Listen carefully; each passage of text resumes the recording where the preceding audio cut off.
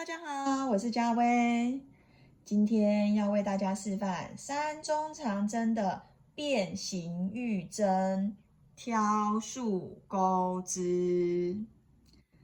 那在开始之前，要提醒大家，钩这个针法的时候，前面的立起针的锁针是3针哦。我们现在开始咯。在前段锁针下方的空间里面呢，钩一个未完成的中长针，接着钩第二个未完成的中长针，在同样的空间里面，然后钩第三个未完成的中长针，在相同的空间里面咯。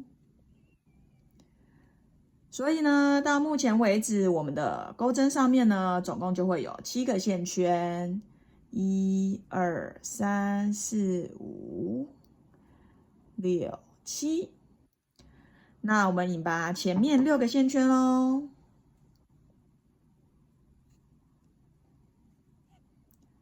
这个时候呢，钩针上面有2个线圈，我们再做一次引拔，引拔钩针上的2个线圈。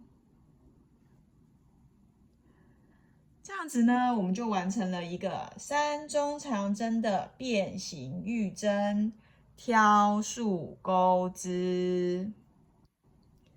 以上就是今天的示范分享。如果你也喜欢我的影片的话，欢迎点赞、订阅、分享，不要忘了开启小铃铛哦。我们下次见，拜拜。